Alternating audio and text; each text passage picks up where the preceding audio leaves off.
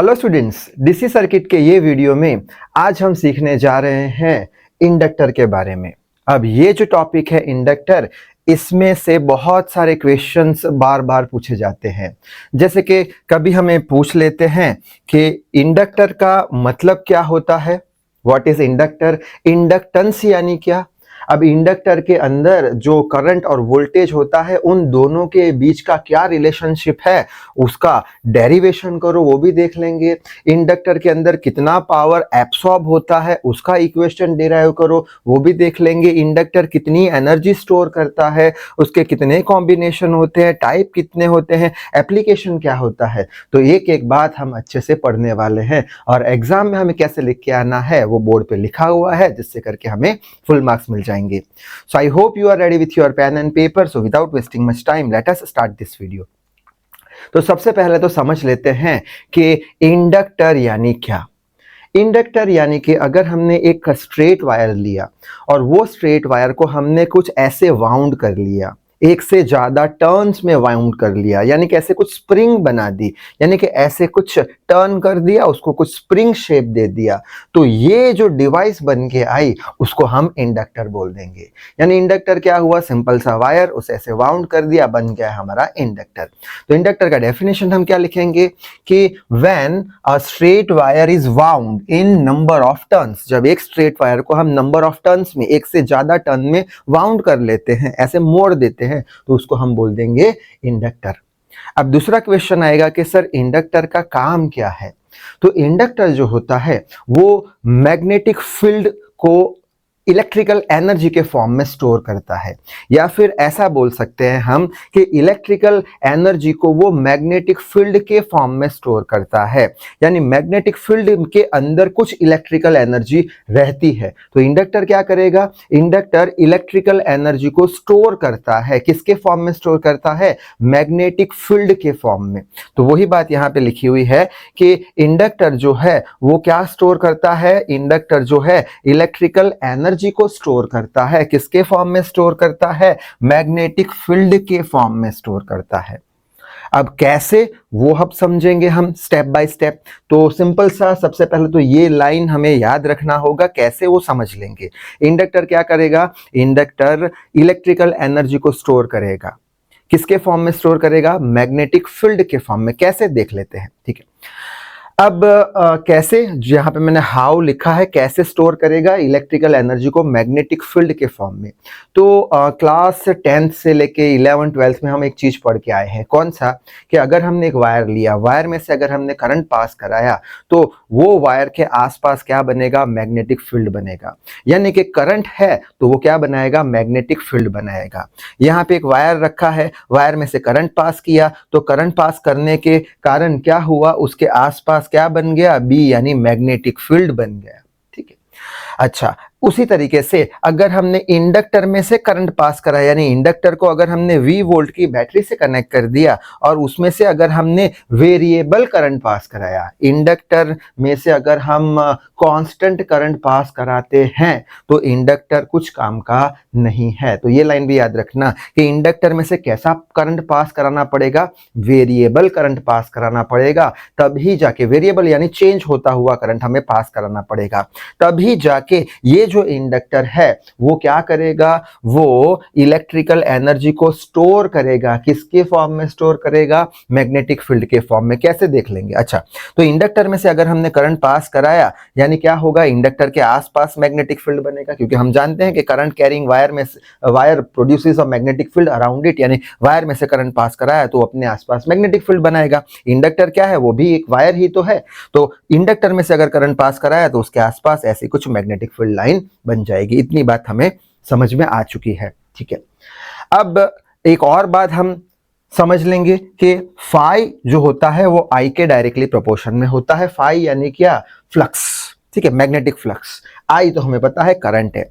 अब फ्लक्स भी हम पढ़ चुके हैं क्लास 12th में, मूविंग चार्जेस में, ठीक है। फ्लक्स यानी क्या, थोड़ा सा देख लेते हैं। फ्लक्स यानी क्या, कि जैसे कि मेरे पास एक ये प्लेन है, ये प्लेन के सामने मैंने दिया है इसको मैग्नेटिक फील्ड, तो जितनी मैग्नेटिक फील्ड लाइन ये प्लेन में से पास होगी परपेंडिकुलर, उतना ही उसका फ्लक्स होगा।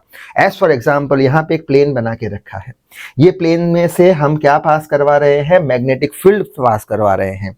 ये प्लेन में से कितनी मैग्नेटिक फील्ड लाइन पास हुई, तो हम बोलेंगे 1 2 3। तो ये प्लेन में से कितना मैग्नेटिक फ्लक्स पास हो रहा है, तो हम बोल देंगे मैग्नेटिक फ्लक्स फाई किसके बराबर होगा, 3 के बराबर। अगर 4 लाइन पास हुई तो मैग्नेटिक फील्ड लाइन, तो फ्लक्स 4 हो जाएगा। अगर 5 लाइन पास हुई तो ये प्लेन में से, तो फ्लक्स थ्रू दिस प्लेन कितना हो जाएगा, 5 हो जाएगा। ठीक है, जिसे मैग्नेटिक फ्लक्स बोलते हैं। मैग्नेटिक फ्लक्स यानी क्या, number of field lines passing perpendicular to the surface. Surface में से कितनी फील्ड लाइन पास हुई है परपेंडिकुलरली, उसको मैग्नेटिक फ्लक्स बोल देंगे। अच्छा, अब यहाँ पे क्या हम देख पाते हैं कि यहाँ पे मैग्नेटिक फील्ड बना है, यानी मैग्नेटिक फील्ड लाइन होगी।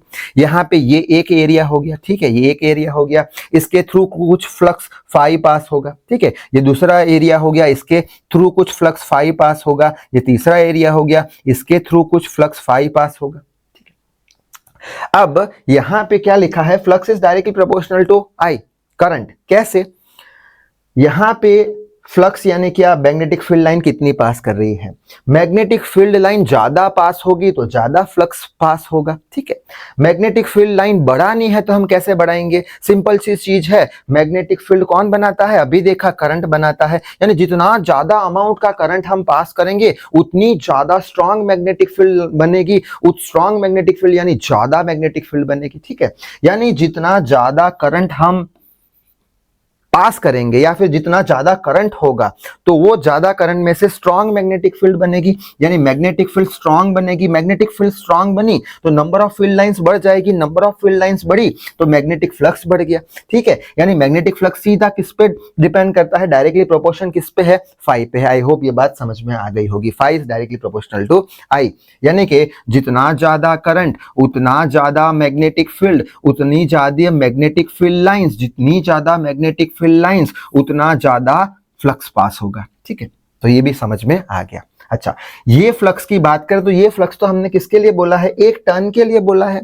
ऐसे कितने टर्न है, सपोज करते हैं n नंबर ऑफ टर्न है तो एक में से फाई, तो n नंबर ऑफ टर्न में से कितना होगा, n इंटू फाई, ये टोटल फ्लक्स हो गया हमारा। ये फ्लक्स था एक टर्न की वजह से, n इंटू फाइव ये सारे टर्न की वजह से, यानी कि पूरे के पूरे इंडक्टर की वजह से n इंटू फाइव फ्लक्स किसके डायरेक्टली प्रोपोर्शन में है, I के प्रोपोर्शन में है। अब ये प्रोपोर्शनलिटी साइन हम हटा देंगे और एक प्रोपोर्शनलिटी कांस्टेंट लगा देंगे जिसे हम बोल देंगे L। ठीक है, L को क्या बोलते हैं, L को बोलते हैं इंडक्टेंस। ठीक है, तो L को सब्जेक्ट बनाया तो L इज इक्वल टू क्या हो गया, N5 बाई I। ये इक्वेशन हमें याद रखना है कैलकुलेशन के लिए। ठीक है, अच्छा, तो यहाँ पे L हो गया इंडक्टेंस, इसका यूनिट क्या आएगा, यूनिट भी याद रख लेना, हेनरी। हेनरी कैसे याद रखोगे, फाई यानी फ्लक्स, फ्लक्स का यूनिट होता है वेबर। ठीक है, करंट का यूनिट होता है एम्पियर, वेबर पर एम्पियर को हम हेनरी बोलते हैं, जिसको कैपिटल H से डिनोट किया जाता है। ठीक है, तो ये इक्वेशन याद रख लेना। अब क्वेश्चन आके अटकेगा, सर हम तो ये समझ रहे थे कि ये जो इंडक्टर है वो इलेक्ट्रिकल एनर्जी को कैसे स्टोर करता है, मैग्नेटिक फील्ड के फॉर्म में। ठीक है, तो वो अब समझेंगे। तो वो समझने के लिए हमें इंडक्टेंस समझना पड़ेगा। इंडक्टेंस यानी क्या, ये जो है इंडक्टेंस वो इंडक्टर का एक प्रॉपर्टी है, वो दो चीज का अपोज करता है। पहली चीज, ये जो करंट हम पास कर रहे हैं इंडक्टर में, ये करंट को हम नाम दे देंगे प्राइमरी करंट। ये करंट जो है प्राइमरी करंट, ये करंट के डायरेक्शन का अपोज करेगा। ये करंट हमने पास किया तो इंडक्टर जो है वो, ये जो डायरेक्शन है करंट में, ये डायरेक्शन में करंट जा रहा है, तो ये डायरेक्शन में करंट जा रहा है तो ये करंट की डायरेक्शन को अपोज करेगा। कैसे करेगा, इंडक्टर खुद से एक नया करंट बना देगा ये डायरेक्शन में। ठीक है, देख लेंगे कैसे। दूसरी चीज, इंडक्टेंस जो है वो क्या करेगा, दूसरी चीज वो ये करेगा, डायरेक्शन जो है करंट का उसको तो अपोज करेगा एक नया करंट बना के। और दूसरी चीज, ये जो प्राइमरी करंट का जो मैग्नीट्यूड चेंज हो रहा है, यानी कि अभी हमने क्या देखा था, इंडक्टर कब काम आएगा, जब चेंजिंग करंट होगा। यानी कि यहाँ पे जो I का वैल्यू चेंज हो रहा है उसको भी चेंज नहीं होने देगा, उसका भी अपोज करेगा, जिसको इंडक्टेंस बोलते हैं। ठीक है, तो दो चीज करेगा। ठीक है, तो इंडक्टेंस प्रॉपर्ली देख लेते हैं, फिर हम वो लाइन समझ जाएंगे कि इंडक्टर क्या है, एक डिवाइस है जो इलेक्ट्रिकल एनर्जी को स्टोर करता है मैग्नेटिक फील्ड के फॉर्म में। तो इंडक्टेंस क्या है? इंडक्टेंस सबसे पहले तो प्रॉपर्टी है, किसकी? इंडक्टर की प्रॉपर्टी है, जो दो चीज को अपोज करता है। पहली कौन सी चीज को अपोज करता है? Oppose the direction of primary current. Primary current यानी जो हम इंडक्टर में डाल रहे हैं करंट, उसको प्राइमरी करंट बोलेंगे। और दूसरा क्या अपोज करेगा? And oppose is the change in magnitude of primary current, यानी प्राइमरी करंट के डायरेक्शन का अपोज करेगा और प्राइमरी करंट का जो मैग्नीट्यूड चेंज हो रहा है उसका भी अपोज करेगा। कैसे अपोज करेगा? तो नया करंट बना के, by inducing a new current called secondary current, एक नया करंट वो बना देगा। ठीक है, कैसे बनाएगा? वो जो मैग्नेटिक फील्ड जो है उसके पास, उसमें से वो इलेक्ट्रिकल एनर्जी देगा। कैसे देख लेंगे, ठीक है। तो ये दो चीज याद रखना, कौन सी? कि इंडक्टेंस जो है प्रॉपर्टी है इंडक्टर का, दो चीज का अपोज करेगा, डायरेक्शन का प्राइमरी करंट के, और मैग्नीट्यूड जो चेंज हो रहा है प्राइमरी करंट के उसका भी अपोज करेगा। कैसे? एक नया सेकेंडरी करंट बना के इंड्यूस करके। तो दोनों पॉइंट समझने की कोशिश करते हैं। पहला पॉइंट कौन सा था? डायरेक्शन को कैसे अपोज करता है, प्राइमरी करंट के डायरेक्शन को कैसे अपोज करता है एक नया करंट बना के। तो उसके लिए यहां पे एक इंडक्टर बना के रखा है। ये इंडक्टर में से हम ये डायरेक्शन में करंट फ्लो करा रहे हैं, यानी यहां से करंट ऐसे जा रहा है, यानी प्राइमरी करंट जो दे रहे हैं प्राइमरी करंट, उसका डायरेक्शन ये है। ठीक है, अब करंट हमने दिया, ध्यान से सुनना, करंट हमने दिया तो करंट अगर है तो मैग्नेटिक फील्ड है, यानी इसके आसपास कुछ मैग्नेटिक फील्ड आ जाएगी। अब ये मैग्नेटिक फील्ड के अंदर क्या स्टोर है? इलेक्ट्रिकल एनर्जी स्टोर है। तो यहां पे जो इलेक्ट्रिक फील्ड बनी, उस मैग्नेटिक फील्ड बनी, उसके अंदर कुछ इलेक्ट्रिकल एनर्जी स्टोर है। वो इलेक्ट्रिकल एनर्जी वो वापस से किसको दे देगा? इंडक्टर को दे देगा। तो इंडक्टर में एक नया करंट इंड्यूस होगा। वो नया करंट क्या करेगा? वो नया करंट ये जो प्राइमरी करंट का डायरेक्शन है उसका अपोज करेगा। कैसे अपोज करेगा? वो करंट ऐसे बनेगा, जो हम सेकेंडरी करंट आई डैश बोल देंगे, ऐसे करेगा। यानी हमारा प्राइमरी करंट जा ऐसे रहा था, जिसके कारण एक सेकेंडरी करंट बना जो प्राइमरी करंट के डायरेक्शन का अपोज करेगा। ठीक है, तो सेकेंडरी करंट यानी कि जो इंड्यूस करंट कैसा बनेगा? ये डायरेक्शन में बनेगा, यानी कि यहाँ पे ये प्लस बना दिया, ये माइनस बना दिया। ठीक है, तो ये V वोल्ट की बैटरी बन चुका है अब। ठीक है, कैसे V वोल्ट की बैटरी बन गया? क्योंकि एक करंट इंड्यूस होगा। अगर करंट को फ्लो कराना है तो क्या जरूरी है? पोटेंशियल डिफरेंस जरूरी है। तो यहाँ पे पोटेंशियल डिफरेंस प्लस यहाँ पे माइनस यहाँ पे। क्यों प्लस यहाँ पे माइनस यहाँ पे? क्योंकि प्लस से ही तो करंट निकलता है। और ये करंट यहाँ ही क्यों जा रहा है? क्योंकि अभी अभी हमने देखा प्रॉपर्टी में क्या, कि ये जो इंडक्टेंस है वो क्या करेगा? प्रॉपर्टी जो प्राइमरी करंट है उसका अपोज करेगा डायरेक्शन का। कैसे डायरेक्शन का अपोज कर पाएंगे? ये डायरेक्शन है तो हम अपोज ये डायरेक्शन में करेंगे, एक नया करंट बना के ये डायरेक्शन में। तो इसको इंड्यूस्ड करंट बोलते हैं और इसको इंड्यूस्ड ईएमएफ बोलते हैं। अब कैसे बना वो भी हमने समझ लिया कि प्राइमरी करंट देने के कारण कैसा हुआ। ये करंट कैसा होना चाहिए? चेंजिंग, यानी इंक्रीजिंग। सपोज मैंने दिया है चेंजिंग। ये चेंजिंग करंट के कारण क्या हुआ? इसके आसपास कुछ मैग्नेटिक फील्ड बन गई। वो मैग्नेटिक फील्ड ने क्या स्टोर करके रखा है? Electrical energy. वो इलेक्ट्रिकल एनर्जी वापस से इंडक्टर को दे दी गई और ये इंडक्टर ने क्या किया? एक नया करंट बना दिया। यानी मैग्नेटिक फील्ड जो थी प्राइमरी करंट की, उसने मैग्नेटिक फील्ड ने इलेक्ट्रिकल एनर्जी स्टोर कर दी। वो इलेक्ट्रिकल एनर्जी वापस इसको दे दी, जिसके कारण इसके अंदर एक करंट बन गया। वो करंट जो हमारा प्राइमरी करंट है उसका अपोज करेगा, ये डायरेक्शन में करंट बना के। आई होप बात समझ में आ गई होगी। उसी तरीके से अगर हम इसकी बात करें, यानी कि अगर ये डायरेक्शन में हमने प्राइमरी करंट फ्लो कराया है ऐसे, यानी कि ये डायरेक्शन में प्राइमरी करंट फ्लो कराया है ऐसे, कुछ मैग्नेटिक फील्ड होगी। वो magnetic field electrical energy store करेगी। वो इलेक्ट्रिकल एनर्जी इसको दे देगी, जिसके कारण इसमें करंट बनेगा। वो करंट क्या करेगा? प्राइमरी करंट की डायरेक्शन का अपोज करेगा, यानी इंड्यूस्ड करंट हमारा ये डायरेक्शन में होगा। इंड्यूस्ड करंट हमारा ये डायरेक्शन में होगा। ये हो गया हमारा इंड्यूस्ड ईएमएफ, प्लस और माइनस। करंट को फ्लो कराना है तो सबसे पहले तो पोटेंशियल डिफरेंस चाहिए, तो पोटेंशियल डिफरेंस बन गया और करंट ये डायरेक्शन में फ्लो कर जाएगा। ठीक है, तो इस तरीके से ये क्या करेगा? डायरेक्शन का अपोज करेगा। इंडक्टेंस प्रॉपर्टी डायरेक्शन का अपोज कैसे करेगा? एक नया करंट, इंड्यूस करंट बना के। कैसे बना? जो मैग्नेटिक फील्ड थी उसने स्टोर किया था इलेक्ट्रिकल एनर्जी, जो करंट बना के इसने अपोज किया प्राइमरी करंट का। ठीक है, दूसरा पॉइंट समझ लेते हैं। दूसरा पॉइंट क्या था कि वो किसका अपोज करता है? Change in magnitude of primary current. Primary current का जो मैग्नीट्यूड है बढ़ता हुआ या घटता हुआ, वो मैग्नीट्यूड को भी चेंज नहीं होने देगा, उसका भी अपोज करेगा। एज फॉर एग्जांपल यहां पे हम देख सकते हैं opposing change in magnitude of current. हमने प्राइमरी करंट इंक्रीजिंग दिया। इंक्रीजिंग यानी क्या? समय के साथ बढ़ रहा है। जैसे कि I बराबर मैं बोलूं 5 एम्पियर, तो ये तो हो गया कांस्टेंट। कांस्टेंट करंट कुछ काम का नहीं है। समय के साथ बढ़ रहा है यानी I is equal to 5t ampere current दिया।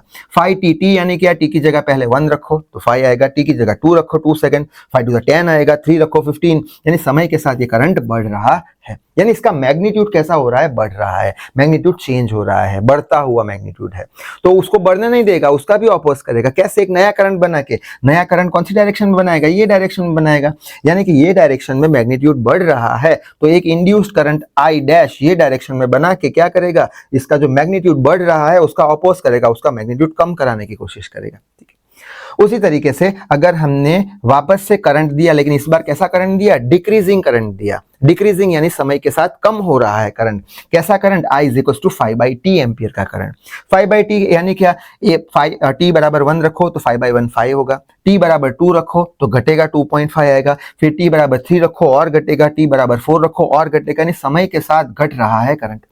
ये डायरेक्शन में करंट घट रहा है, ये डायरेक्शन में करंट घट रहा है, मैग्नीट्यूड कम हो रहा है तो उसका भी अपोज करेगा। ये डायरेक्शन में घट रहा है, उसका अपोज कैसे करेगा, यही डायरेक्शन में करंट बना देगा, यही डायरेक्शन में इंड्यूस करंट बना देगा। तो ये डायरेक्शन में घट रहा है तो बोलेगा तेरे को ये डायरेक्शन में मैं घटने नहीं दूंगा, तेरा अपोज करूंगा। कैसे अपोज करूंगा, तेरे को यही डायरेक्शन में बढ़ा दूंगा। अगर ये डायरेक्शन में करंट बना तो ये तो घट रहा है, ये डायरेक्शन में बना तो और घटेगा, यानी सपोर्ट हो गया। अपोज कैसे करेगा, ये डायरेक्शन में घट रहा है तो ये डायरेक्शन में करंट बना के उसको बढ़ा देगा, इसको बोलते हैं अपोज करना।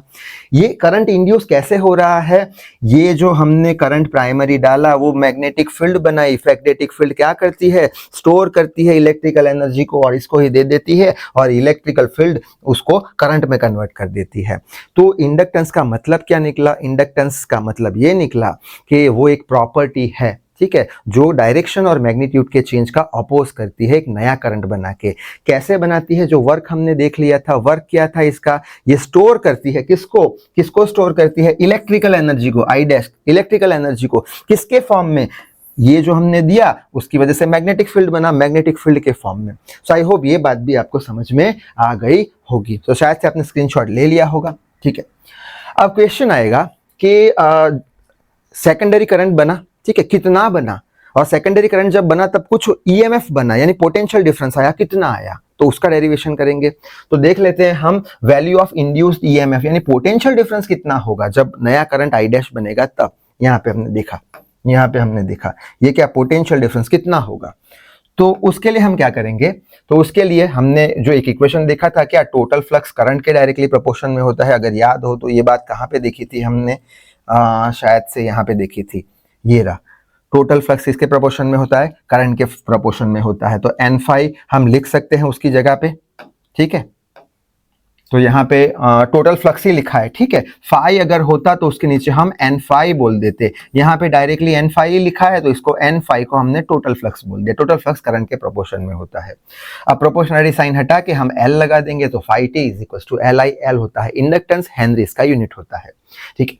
अब हमने वही चैप्टर में क्लास 12th में मूविंग चार्जेस में एक चीज पढ़ी थी, Faraday's first law. Faraday's first law क्या बताता था, मैग्नीट्यूड बताता था कि कितना पोटेंशियल या ईएमएफ इंड्यूस होता है। तो वो कितना होता था, according to Faraday's first law induced EMF का वैल्यू इसके बराबर होता था। इंड्यूस्ड ईएमएफ को ई से भी रिप्रेजेंट करते हैं, d phi by d t. इसका मतलब क्या होता है कि अगर समय के साथ फ्लक्स का चेंज ज्यादा है तो ज्यादा ईएमएफ इंड्यूस होगा। अगर समय के साथ फ्लक्स का चेंज होने का रेट कम है तो कम ईएमएफ या पोटेंशियल डिफरेंस प्रोड्यूस होगा। आई होप बात समझ में आ गई होगी। पोटेंशियल कितना होगा, d phi t by d t, यानी rate of change in flux के डायरेक्टली प्रोपोर्शन में होगा पोटेंशियल, ठीक है। आगे बढ़ लेते हैं। अब यहाँ पे d by d t as it is लिख लिया, d by d t as it is लिख लिया। टोटल फ्लक्स अभी हमने देखा था एल आई के बराबर, तो एल आई लिख लिया यहाँ पे। अब इसको डिफरेंशिएट कराना है। डिफरेंशिएशन का रूल क्या होता है, जो भी कांस्टेंट वैल्यू है उसको डिफरेंशिएशन से बाहर निकालो। एल क्या है, कांस्टेंट है, क्यों, इंडक्टेंस प्रॉपर्टी है मटेरियल का, इंडक्टर का, तो एल को बाहर निकाल दिया, D I by d T. ये इक्वेशन भी याद रखना है न्यूमेरिकल कैलकुलेट करने के लिए। ठीक है, आगे बढ़ लेते हैं। अब क्वेश्चन आएगा कि सर हमने पता तो लगा दिया कि कितना पोटेंशियल होता है या फिर ईएमएफ होता है, पोटेंशियल डिफरेंस होता है इंडक्टर में, तो करंट कितना बनेगा? तो करंट कितना बनेगा उसका इक्वेशन यहाँ पे डिराइव किया है, वैल्यू ऑफ इंड्यूस्ड करंट। उसके लिए ये वाला इक्वेशन उठा लिया सीधा यहाँ पे इंड्यूस्ड ईएमएफ का। हमें करंट कितना है वो पता लगाना है। तो यहाँ पे करंट दिख रहा है, छोटा सा करंट डी आई यानी छोटा सा करंट, तो इसको सब्जेक्ट बना दिया, तो d I is equals to यहाँ पे चला जाएगा 1/L वी डी टी। ठीक है, सिंपल सा कैलकुलेशन है। अब हमें तो क्या मिला, छोटा सा करंट, यानी ऐसे छोटे छोटे छोटे छोटे छोटे बहुत सारे करंट होंगे, D I D I D I D I D I. ये सारे D I D I D I को हम क्या करेंगे, ऐड करेंगे या फिर इंटीग्रेट कर देंगे सारे डी आई को, तो हमें टोटल आई मिल जाएगा। तो हम क्या करेंगे, इंटीग्रेशन ले लेंगे दोनों साइड। ठीक है, अब इंटीग्रेशन ऑफ डी आई यानी छोटे छोटे छोटे छोटे डी आई को ऐड कर दिया, इंटीग्रेट कर दिया, तो हमें क्या मिल जाएगा, इंटीग्रेशन ऑफ डी आई का आंसर आई मिल जाएगा। अब यहाँ पे ये टर्म को इंटीग्रेट कराना है। इंटीग्रेशन का रूल क्या है, कांस्टेंट को बाहर निकालो। हमें पता है एल क्या है, कांस्टेंट है, इंडक्टेंस है, प्रॉपर्टी है उसका, तो 1/L बाहर रह गया और integration of v d t. तो इतना करंट जो है वो इंड्यूस्ड होगा। ठीक है, किस में, इंडक्टर में। या फिर हम ये इक्वेशन को ऐसे भी बोल सकते हैं या एग्जाम में भी पूछ सकते हैं आपको कि डिराइव करो रिलेशनशिप इन दोनों के बीच का, करंट और पोटेंशियल के बीच में इंडक्टर के लिए। तो वही लिखा है, above equation represents the relation between induced current and induced EMF. Induced current और इंड्यूस्ड ईएमएफ के बीच का रिलेशन है। शायद से आपने स्क्रीनशॉट ले लिया होगा। आगे बढ़ते हैं। अब नेक्स्ट क्वेश्चन वो लोग पूछ सकते हैं कि कितना पावर एब्सॉर्ब करता है इंडक्टर। तो उसका सिंपल सा आंसर लिखना है, पी का इक्वेशन हमें पता है, v into I, voltage into current, पढ़ के आए हैं हम 10th स्टैंडर्ड से। अच्छा, V का अभी अभी हमने डिराइव किया था induced EMF L d I by d T, जिसपे से हमने I का वैल्यू ढूंढा था। तो V का आंसर यहाँ पे लिख लिया, L d I by d t into I, बस यहाँ पे L I d I by d t खत्म। इतना पावर वो एब्सॉर्ब करेगा, इसका यूनिट क्या होगा, वॉट होगा। ठीक है, ये बात भी समझ में आ गई। अब नेक्स्ट है कि कितना एनर्जी वो स्टोर करेगा इंडक्टर। ठीक है, मैग्नेटिक फील्ड स्टोर करता है वो इलेक्ट्रिकल एनर्जी के फॉर्म में, तो कितना एनर्जी वो स्टोर करेगा इंडक्टर। तो उसके लिए हमें पावर का इक्वेशन का यूज करना पड़ेगा। पावर का इक्वेशन क्या होता है, अगर याद हो तो, work done by time, rate of doing work. Work क्या होता है, वर्क होता है एनर्जी, एनर्जी। ठीक है, जूल इसका यूनिट होता है। तो P इज इक्वल्स टू, मैं यहाँ पे एनर्जी E बाई टी भी लिख सकता हूँ, क्योंकि वर्क क्या है, work is a form of energy. तो कोई एक एनर्जी इलेक्ट्रिकल एनर्जी होगी, वर्क की जगह एनर्जी कर दिया। क्यों, वर्क का यूनिट जूल, एनर्जी का यूनिट भी जूल, तो इस पे से हम energy is equals to power into time लिख सकते हैं। तो वही बात यहाँ बोर्ड पे लिखी हुई है, energy is equals to power into time. अब हम क्या करेंगे, हम छोटे से टाइम पीरियड के लिए छोटी सी एनर्जी ढूंढेंगे। क्या करेंगे, हम छोटे से टाइम पीरियड के लिए छोटी सी एनर्जी ढूंढेंगे। तो ये इक्वेशन को हम छोटा सा टाइम पीरियड यानी क्या बोल देंगे, dt, और छोटे से टाइम पीरियड के लिए छोटी सी एनर्जी यानी d बोल देंगे। बस अब ये छोटी छोटी सारी जितनी भी एनर्जीज है उसको ऐड कर देंगे, इंटीग्रेट कर देंगे, तो टोटल एनर्जी मिल जाएगी। तो ये सारी छोटी छोटी एनर्जी को क्या कर दिया, इंटीग्रेट कर दिया, इन दोनों साइड इंटीग्रेशन ले लिया। अब सारी छोटी छोटी एनर्जी को इंटीग्रेट कर दिया तो हमें क्या मिल जाएगा, टोटल एनर्जी E मिल जाएगा। अब यहाँ पे integration of P dt, P का अभी अभी हमने इक्वेशन ढूंढा था L I d I by d t, तो यही इक्वेशन यहाँ पे डाल दिया L I d I by d T, और साथ में क्या लगा देंगे, dt लगा देंगे। अब इंटीग्रेशन का रूल क्या है, कांस्टेंट को बाहर निकालो, बट ऑब्वियस कांस्टेंट हमारा इंडक्टेंस L है, जो प्रॉपर्टी है इंडक्टर का, L बाहर निकाल दिया, बचा क्या हमारा, dt से dt कैंसिल हो गया, तो बचा I di। ठीक है, अब हमें ये चीज का इंटीग्रेशन करना है। तो हम पढ़ के आए हैं क्लास 12th में, क्या, integration of x raise to n dx का क्या होता है, x raise to n plus 1 divided by n plus 1। ये फॉर्मूला हमें मालूम है। ठीक है, integration of x raise to n dx का x raise to n plus 1 divided by n plus 1। यहाँ पे क्या है, integration of I raise to 1 into d I है, तो I raise to 1 plus 1 divide by 1 plus 1, I raise to 1 plus 1 2 divide by 1 plus 1 2, यानी Li square by 2। तो इसका energy का फॉर्मूला क्या आ जाएगा, 1/2 Li square. So I hope आप screenshot लेते जा रहे हो। ठीक है, अब नेक्स्ट देख लेते हैं कि इसके कितने कॉम्बिनेशन होते हैं। तो इसके दो कॉम्बिनेशन होते हैं। पहला होता है सीरीज कॉम्बिनेशन। सीरीज कॉम्बिनेशन यानी कि एक इंडक्टर जो है L1 इंडक्टेंस का ऐसे लगाया और उसके पास में दूसरा L2 लगा दिया, सीरीज में लगा दिया। तो इसका इक्विवेलेंट इंडक्टेंस कितना होगा, तो इसका इक्विवेलेंट इंडक्टेंस होगा L equivalent L1 plus L2। अब यही चीज हमने रेजिस्टर में भी पढ़ी थी कि दो रेजिस्टर को अगर सीरीज में लगाते हैं तो क्या हो जाएगा, equivalent inductance R1 plus R2, ऐसा ही इंडक्टर का है। दूसरा कौन सा कॉम्बिनेशन है, पैरेलल का कॉम्बिनेशन है। पैरेलल यानी दो इंडक्टर L1 और L2 ऐसे पैरेलल में लगाए गए हैं, तब इसका इक्विवेलेंट इंडक्टेंस कितना होगा, 1/L equivalent is equal to 1/L1 plus 1/L2। यही चीज रजिस्टर में भी पड़ी थी, 1/R equivalent is equal to 1/R1 plus R2। ठीक है, अच्छा अब इसके टाइप देख लेते हैं इंडक्टर के। इंडक्टर के बेसिक दो टाइप आते हैं। पहला होता है fix type inductor. Fix type inductor यानी क्या, वो फिक्स्ड अमाउंट की एनर्जी ही को ही स्टोर करेगा। मैग्नेटिक फील्ड जो होगी वो फिक्स्ड अमाउंट की होगी, करंट जो होगा उससे बनेगा वो भी फिक्स्ड अमाउंट का होगा, जिसका सिंबल कुछ ऐसा होता है। और दूसरा जो इंडक्टर होता है वो कैसा होता है, वेरिएबल टाइप इंडक्टर होता है, यानी वो वेराइटीज ऑफ एनर्जी, यानी कि ज्यादा भी एनर्जी स्टोर कर सकता है, कम भी एनर्जी स्टोर कर सकता है, और इसका सिंबल कुछ ऐसा होता है। ये एरो क्या बताता है कि एनर्जी जो स्टोर कर रहा है वो वेरिएबल है, एनर्जी जो स्टोर कर रहा है वो वेरिएबल है या चेंजिंग है। और आखिर में इसका यूज देख लेते हैं कि एप्लीकेशन इसका कहाँ पे होता है। तो ये जनरली मोटर्स में यूज होता है, जनरेटर में यूज होता है और ट्रांसफॉर्मर्स में यूज होता है।